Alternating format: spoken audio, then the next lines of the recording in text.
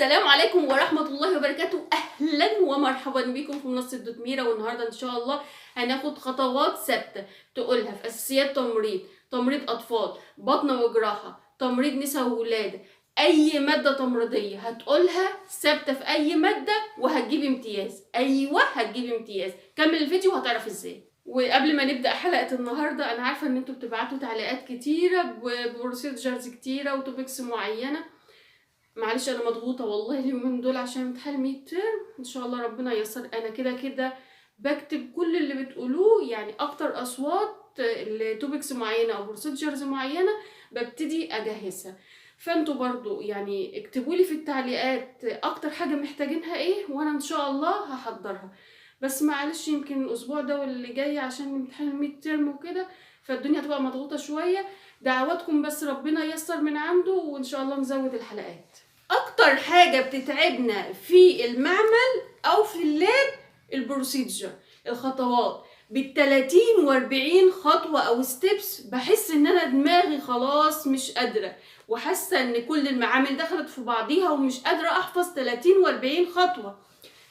حقيقي كلنا اتحطينا في الوضع ده. طيب ايه الحل؟ الحل اللي انت تفهم هي البروسيجر دي متقسمة ازاي. اي معمل في مادة تمريضية بينقسم ل3 حاجات. اي معمل لأي مادة تمريضية بينقسم ل3 حاجات. البروسيجر اللي هي الخطوات، اي خطوات بتنقسم ل3 اجزاء: بري بروسيجر، انترا بروسيجر، بوست بروسيجر. اي معمل بيتكون من بروسيجر، خطوات، بروسيجر. البروسيجرز دي بتنقسم ل3 حاجات: بري بروسيجر، انترا بروسيجر، بوست بروسيجر. النهارده باذن الله هناخد بري بروسيجر ثابته لاي ماده تمريضيه، وبوست بروسيجر لاي ماده تمريضيه. والانترا بروسيجر هناخد 5 خطوات بس. قلنا في الانترا بروسيجر هناخد 5 خطوات بس هنفهمهم ستيبس باي ستيبس، هنوضحهم ازاي. وان شاء الله اي معمل بالنسبه لك وبالنسبه لك هيبقى سهل جدا. طيب لو انا عندي البروسيجر المعمل عليه 30 درجه، لو عليه 30 درجه وانا حفظت البري والبوست بروسيجر، ولنفرض ان هم هيبقى عليهم حوالي 12 درجة، يعني عندك 18 درجة على الانترا بروسيجر، يعني معاك 12 درجة حاططهم في جيبك ما انتش قلقان خالص. فنركز مع بعض كده واحدة واحدة عشان نفهم ايه هي بري بروسيجر والبوست بروسيجر. يبقى احنا قلنا اي بروسيجر لاي مادة تمريضية بتتكون من 3 اقسام: بري بروسيجر، انترا بروسيجر، بوست بروسيجر. احنا مش فاهمين حاجه يا دكتور. واحده. بري بروسيجر يعني خطوات اساسيه بتتعمل قبل ما ابدا المعمل بتاعي، وانترا بروسيجر هو المعمل اللي انا درسته او اللي انا عايزه اتعلمه. بوست بروسيجر خطوات اساسيه بتتعمل بعد اي معمل. برضو مش واضحه يا دكتور. يعني مثلا فور اكزامبل انا عايزه اقيس الضغط، تمام؟ يبقى في خطوات بتتعمل قبل ما اقيس الضغط، دي خطوات ثابته ممكن اقولها لاي حاجه. قياس الضغط دي هي الانترا بروسيجر. بعد ما بقيس الضغط في خطوات بتتعمل بعد ما بقيس الضغط لاي معمل اسمها بوست بروسيجر. يبقى في حاجات بعملها قبل ما ببدا المعمل، وفي حاجات بعملها بعد ما ببدا المعمل، والمعمل نفسه اسمه ايه؟ انترا بروسيجر. بري بروسيجر، انترا بروسيجر، بوست بروسيجر. تمام. طيب البري بروسيجر اللي هي خطوات اللي انا هعملها قبل اي معمل، الثابته اللي ينفع اقولها لاي ماده تمريضيه، عباره عن 3 حاجات. ونحفظ مع بعض بقى. اول حاجه انا عايزه امنع العدوى، انفكشن كنترول، احفظوا معايا واحده. تاني حاجه الاكويبمنت، بالتاكيد اي معمل له ادوات. تالت حاجة right of patient، البيشنت ده ليه حقوق عليا. فلازم ابلكيشن ليها اطبقها. يبقى انا عندي 3 حاجات لازم انفذهم قبل ما ابدا اي معمل. اول حاجه احافظ على انفكشن كنترول، امنع العدوى. تاني حاجه الاكويبمنت بتاعتي لازم تكون جاهزه. تالت حاجه احافظ على الرايت اوف بيشنت. يبقى في البري بروسيجر حاطه في دماغي 3 حاجات: امنع العدوى، احضر ادواتي، احافظ على حقوق المريض. طيب امنع العدوى هقول فيها خطوتين، الاكويبمنت هقول فيها خطوتين، الرايت اوف بيشنت هقول فيها 3 خطوات. يبقى كده عندي كام خطوة؟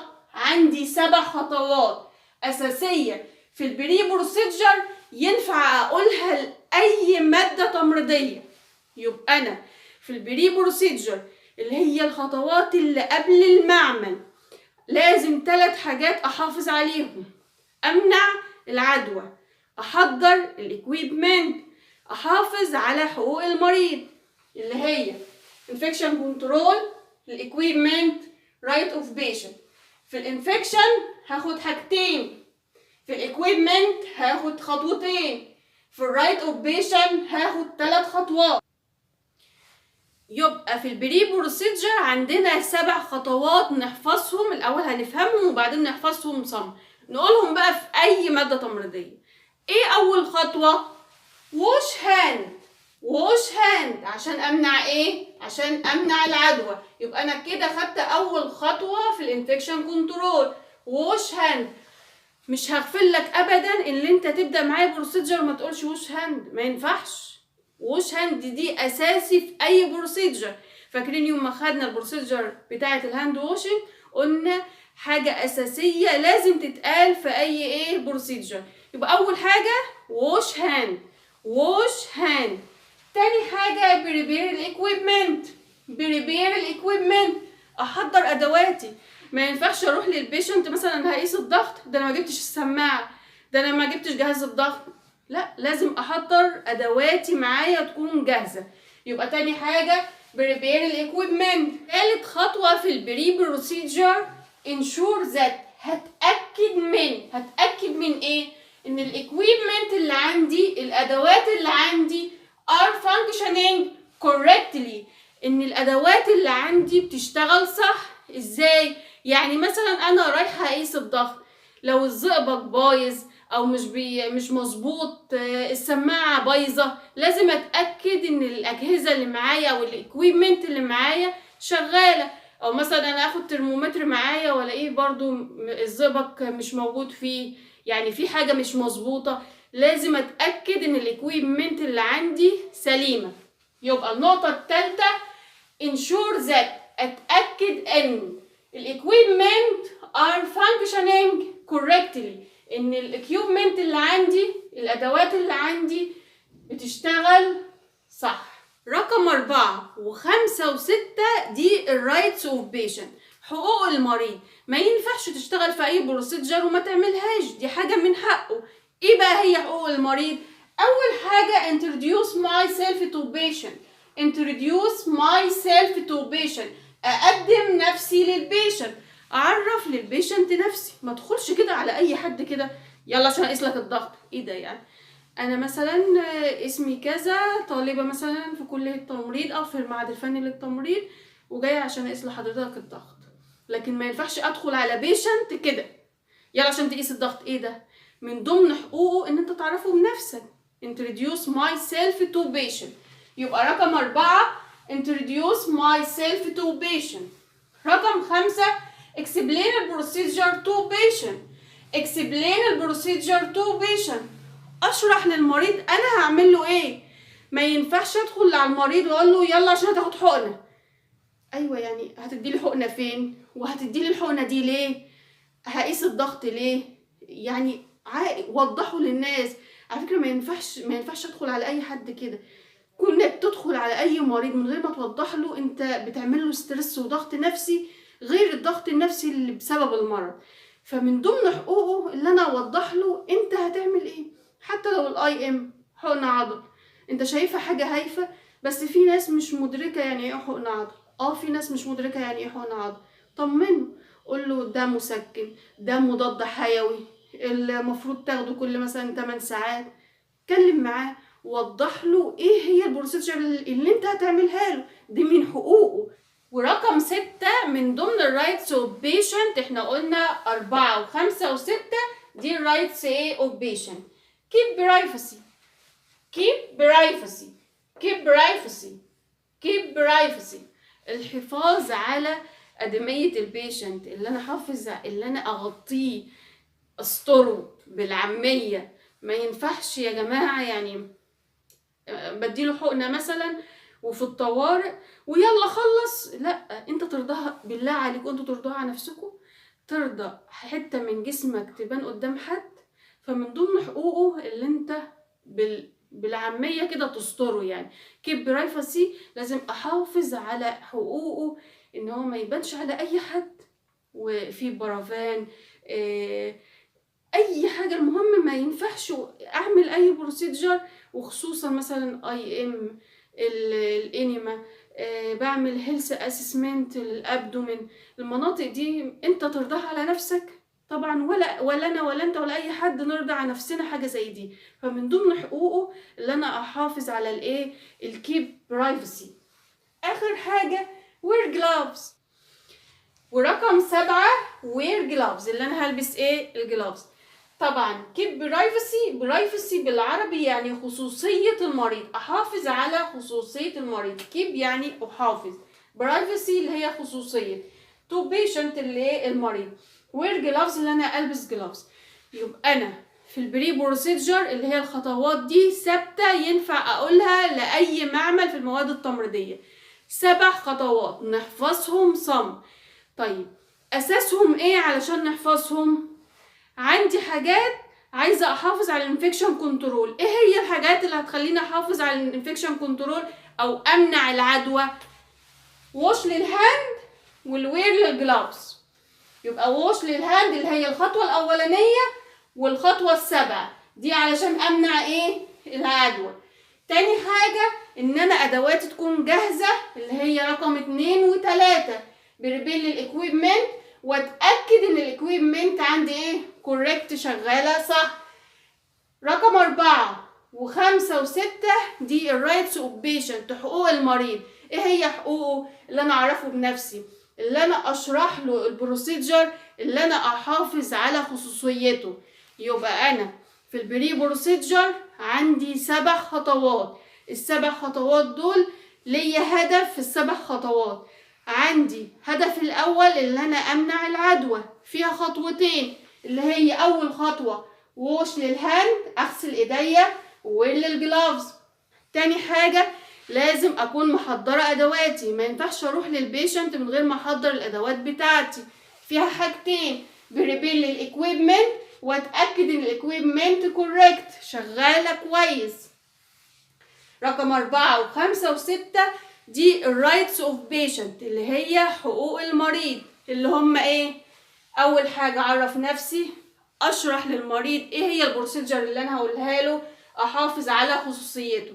نقولها تاني، wash hand، prepare equipment، ensure that equipment are functioning correctly، introduce myself to patient، explain procedure to patient، keep privacy، wear gloves. ودلوقتي هناخد البوست بروسيجر. ثانية يا دكتور، مش انتي قلت لنا بري بروسيجر، انترا بروسيجر، وبوست بروسيجر؟ صح كده، يعني بالترتيب الحاجات اللي هناخدها قبل المعمل، وحاجات اللي هي المعمل نفسه، وحاجات بعد المعمل. بس الثوابت اللي عندي في حاجات ثابته قبل وبعد.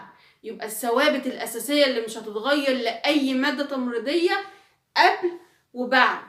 الانترا بروسيجر دي متغير، يعني ممكن هاخد في مره ضغط الدم، ممكن هاخد الريسبيراتوري ريت، ممكن اخد الجلافز، ممكن اخد الهاند واشنج. بس برضو هناخد نصايح هامه، 5 نصايح او 5 خطوات هتسهل لنا الانترا بروسيجر. يبقى انا عندي الثوابت، البري والبوست. الانترا ده المتغير اللي عندي، فعشان كده احنا بنحفظ او بنفهم الثوابت الاول، وبعد كده هنعرف ازاي برضو نحفظ الانترا بروسيجر. طيب البوست بروسيجر اللي هي ايه؟ الحاجات اللي هتتعمل بعد ما اخلص المعمل بتاعي. فور اكزامبل انا بقيس الضغط، انا قست الضغط، ايه الحاجات اللي المفروض بعملها بعد ما اقيس الضغط؟ اللي هي البوست بروسيجر. اول حاجه return and clean الايكويبمنت. return and clean الايكويبمنت، هرجع وانضف الايكويبمنت اللي عندي. انا قست للبيشنت الضغط، هسيب جهاز الضغط والسماعه والجلافز واسيب الدنيا كده ما عنده، ولا اشيل ادواتي تاني وارجعها مكانها؟ ولو في ادوات عايزه تتنضف بنضفها. يبقى بعد ما بخلص اي معمل برجع ادواتي مكانها. return and clean الايكويبمنت. return هرجع and clean هنضف ايه؟ الايكويبمنت. wash hand هغسل ايديا، انا خلصت البروسيجر. فاكرين قلنا اخدين في الهاند واشنج اللي احنا بنعمل الهاند واشنج امتى؟ بري وبوست، او بيفور وافتر، قبل وبعد اي بروسيجر. فاساسي لازما نعمل هاند واشنج. يبقى تاني حاجه ايه؟ ووش للهاند. ورقم 3 ريكوردنج، اسجل اللي انا عملته. انا عملت فايتال ساينس او بلاد بريشر او دريسنج، غيرت على جرح، اي بروسيجر انا عملتها لازم امان ليا وحق ليا وحق للبيشنت ريكوردنج، اسجلها وامضي مثلا اللي انا غيرت للبيشنت الساعه مثلا 2 وكان في كذا وكذا وكذا وكذا. يبقى ده امان او ضمان اللي انا عملت بروسيجر للبيشنت. وبرضو علشان لما الدكتور يجي يتابع الحالة يعرف انت اللي بتعتبر انت اللي 24 ساعة مع البيشنت، فانت اللي بتتابع حالته. فهو بيجي كروتيشن يشوف الشيت بتاعه ويشوف الدنيا ماشية ازاي. فلازم اي خطوة انا بعملها ريكوردنج، ودي من ضمن الحاجات برضو اللي ما بتتغفرش، يعني ما ينفعش تنساها. انا عملت بروسيجر يبقى لازم اعمل ريكوردنج ليها. طيب بعد ما اعمل ريكوردنج نقطة مهمة جدا، ورقم 4 notify doctor if any abnormalities appear. يعني ايه الكلام ده؟ notify يعني هبلغ على وجه السرعة الدكتور الطبيب if لو اي any abnormalities اي حاجة غير طبيعية ظهرت. يعني ايه يا دكتور؟ يعني مثلا انا رايحه اقيس الضغط ولقيت الضغط بتاع البيشنت 190 على 100، اسجل كده واسكت ولا لازم بقى في اللحظه ديت؟ لا، انا عرفت يعني ايه فايتال ساينس، وعرفت يعني ايه بلاد بريشر، وعرفت النورمال رينج النسبه الطبيعيه، معنى كده النسبه دي اعلى من الطبيعي بكتير، فالبيشنت في خطر. يبقى لازم في اللحظه دي نوتيفاي الدكتور if any abnormalities appear. مثلا انا بغير على جرح، وانا بغير على الجرح لقيت البيشنت باد اودر، ريحه وحشه مكان الجرح وفي صديد وريدنس محمره، برضو كده اكتب اللي انا غيرته وخلاص، ولا ابلغ الدكتور عشان يبتدي يتصرف ويديله ميديكيشن يناسب الحاله بتاعته؟ يبقى في البوست بروسيجر return and clean equipment، wash للهاند، recording notify doctor if any abnormalities appear. يبقى انا كده خدت البري بروسيجر والبوست بروسيجر. دلوقتي هاخد الانترا بروسيجر اللي هي المعمل نفسه. طيب عايزه اقول لكم حاجه، انا لما في طالب يجي اقول له مثلا قول لي هتعمل ايه في البلاد بريشر، ويجي يقول لي يا دكتور الخطوات بتنقسم ل3 حاجات، بري بروسيجر وانترا بروسيجر وبوست بروسيجر، بفهم ان الطالب ده حد فاهم مش حافظ. فما ابقى منظمه اجابتي ده بيدل او بيدي ايحاء اللي قدامي ان انت حد فاهم. فجميل قوي اول ما الدكتور مثلا تيجي تسالك قول لي هتعمل البلاد بريشر ازاي، تقول لها قبل ما ابدا البلاد بريشر الخطوات انا في حاجات بعملها بري، وفي حاجات بعملها انترا، وفي حاجات بعملها بوست بروسيجر. بتوضح اللي قدامك اللي انت فاهم مش حافظ. طيب احنا خلاص كده خدنا الثوابت اللي عندي دي هنحفظها لأي معمل، يعني حمل راح من على كتفنا شوية. تمام. طيب نيجي بقى الانترا بروسيجر اللي هي الخطوات نفسها، اعمل فيها ايه عشان الدنيا تكون سهلة؟ اول حاجة افهم الاول الجزء النظري. يعني مثلا احنا لما بنيجي ناخد البلاد بريشر، فالدكتور بتدينا زي محاضرة بتقول لنا يعني ايه بلاد بريشر، زي ما احنا خدنا كده في الفيديو. افهمه، انا عايزاك الاول تفهمه، ما تدخلش على طول على البروسيجر، مش هتعرف تدخل لها من اول ولا اخر. لازم تفهم الاساس الاول جه ازاي. فاول حاجة عشان تذاكر صح وما تنساش ابدا، افهم الجزء النظري. عايزاك تفهمه كويس وتشوف حد بيشرح بطريقة انت مرتاح لها واسمع له. ليه؟ خلاص انا فهمت البروسيجر، بعد كده هقدر استوعبها. يبقى اهم نقطة عندي انا عايزاك تفهم يعني ايه بلاد بريشر مثلا، يعني ازاي، يعني ايه فيتال ساينس، يعني ايه دريسنج. تمام؟ فهمناها، الدنيا واحدة واحدة هتبتدي تبقى واضحة، هقدر اترجم، هقدر الخص، هقدر احفظ. يبقى اول خطوة افهم الجزء النظري الاول. ما ينفعش، اوعى تبدأ ان انت تحفظ البروسيجر من غير ما تفهم الجزء النظري. هتلاقي الدنيا صعبة قوي ومتقفلة قدامك وما انتش فاهم حاجة. يبقى اول حاجة هعملها افهم الجزء النظري. تاني حاجة قلنا شوف فيديو عن المعمل. شوف فيديو عن المعمل.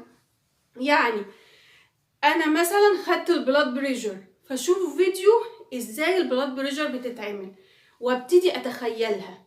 يعني ابتدي اتخيل الخطوات بتتعمل ازاي، وبرضه اشوف فيديو مبسط وسهل. واحدة واحدة هيبتدي مخي يرسم الخطوات في دماغي. انا فهمتها الاول، فهمت المحاضرة، بعد ما فهمت المحاضرة الجزء بقى العملي ابتدي اشوفه قدامي كذا مرة فهتخيله. طيب بعد كده ترجم الجزء النظري والعملي. ترجم، ما تحفظوش من غير ما تترجموا. الترجمة دي طبعا انتوا في سنة اولى، انا عارفة انتوا بتعانوا، بس بعد كده دراسيتها هيبقى ليك. بعد لو انت في كلية، لو انت هتكمل ماجستير ودكتوراه، هيبقى حاجة كويسة جدا. انتوا ليه يعني انا مش عارفة ليه بتضيعوا فرصة معاكوا دلوقتي، في حين بعد كده واخد مش عارفة كورس فين ب1600 طب وليه تروح تاخد حاجات اونلاين؟ انت لو علمت نفسك وواحدة واحدة مع الدكتور وفي الفيديوهات على الانترنت، والله هتتعلموا كويس. يعني ما تيأس من موضوع الترجمة. وبالنسبة للترجمة، انا عارفة بالنسبة لكم بالذات سنة اولى فالموضوع بيبقى صعب جدا، المحاضرة كلها بتبقى كلمة وترجمة كلمة وترجمة. بس ربنا ما بيضيعش تعب حد. يعني على قد ما بتتعب على قد ما ربنا هيديك. وفي الاول صدقوني، بس هي اول سنة وتاني سنة، بعد كده خلاص بقى انت معاك رصيد وما بقتش هتفهم الا بالانجليش. صدقني حقيقي والله. يعني فعلا اول سنة وتاني سنة هتحس ان الدنيا صعبة وانت بتترجم كتير. بعد كده خلاص انت بقيت حد بيرفكت وما بتفهمش الا بالانجليش. وفي حتة الترجمة دي، احنا دلوقتي بقى اكتر حاجة مشهورة او كومن في العالم اللي احنا فيه البرمجة واللغة. برمجة ولغة، ما تضيعوهاش يا جماعة من ايديكوا. يعني انت دلوقتي وظيفتك ان انت طالب، فذاكر وتعلم. احنا على فكرة ايامنا غير ايامكم دلوقتي خالص. احنا كان ايامنا القاموس وتجيب بقى الحروف اللي بحرف الايه وتقعد تبحث، ومفيش حد بيبقى يقرا لنا الاكسنت. لكن دلوقتي اي ابلكيشن بتاع الموبايل بتنزل ديكشنري ويز فويس، يعني بالصوت بيقول لك الكلمه ازاي. كل ده بيديك سكيلز، بيديك مهاره، بيرفع من قيمتك. ليه بعد ما اخلص المعهد اقعد اخد دوره مش عارفه عشان ازود اللغه بتاعتي؟ ما كانت الفرصه بين ايدي. خلاص انا فهمت الجزء النظري والعملي وشفت فيديو وترجمت محاضرتي. ابتدي لخص المحاضرة، وانا هعمل لكم حلقة ان شاء الله ازاي بقى تلخصوا المعمل والمحاضرة، لان مش هينفع كلهم مع بعض عشان ما تتلخبطوش. واحدة واحدة لخص المحاضرة. انتوا دلوقتي يعني الاسئلة بقت MCQ true or false، يعني اختياري وصح وغلط عشان البابل شيت. كانت ايامنا زمان كلها ايساي مقالية يعني. فافهم التعليم دلوقتي مبني على الفهم. تفهم المحاضرة اكتر ما تحفظها. فلخص المحاضرة. هلخصها ازاي؟ بعد ما فهمتها وترجمتها هتعرف تلخصها. مش لازم كل الستيبس احفظها صم بالكلمة، لا، ممكن 3 كلمات خلاص هي بمعنى الجملة كلها. تمام؟ يبقى النقطة اللي بعد كده نلخص ايه؟ المحاضرة. بعد ما لخصت وفهمت ابتدي احفظها بقى. انا خلاص لخصتها وكتبتها كده معايا في كشكول، ابتدي واحدة واحدة احفظها. حفظتها الاسبوع ده، جيت الاسبوع الجاي نسيتها. ده شيء طبيعي، اي بني ادم طبيعي بيحصل معاه كده. مرة مع مرة هتثبت معاك ومش هتنساها ابدا. يبقى اول حاجة افهم الجزء النظري والعملي، شوف فيديو عن المعمل كذا مرة، ترجم الجزء النظري والعملي، لخص المحاضرة، واخر حاجة احفظ المحاضرة. كده احنا خلصنا الفيديو بتاع النهاردة. لو تحبوا اكمل في الفيديوهات اللي زي دي، يعني ازاي تلخص محاضرة، ازاي لو جالك سؤال صعب تفكر فيه، الحاجات ديت لو تحبوا اعمل فيديوهات عنها يا ريت برضو تكتبولي في التعليق. وبرضو كالعادة مش عارفة اقولكم ايه على تعليقاتكم الجميلة والله. ان شاء الله باذن الله ان شاء الله تجيبوا امتياز ان شاء الله.